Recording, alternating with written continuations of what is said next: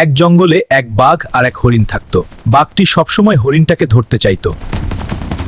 একদিন হরিণটি নদী পার হচ্ছিল, হঠাৎ সে কাদায় আটকে গেল। বাঘ কাছে এসে দেখল হরিণটি বের হতে পারছে না, কিন্তু বাঘটি তাকে না খেয়ে কাদা থেকে বের করে দিল।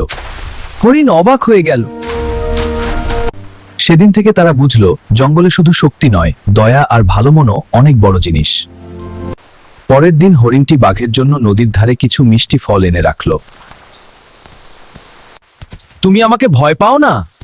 না, আমি তোমাকে ভয় পাই না। অবিশ্বাস্য। তুমি তো আমার জীবন বাঁচিয়েছো। হ্যাঁ, কিন্তু সাবধানে থাকতে হবে। ঠিক আছে। এই তো আমরা পেরেছি, বাঘটা ফাঁদে পড়েছে। পেয়ে গেছি, বাঘটা ফাঁদে পড়েছে।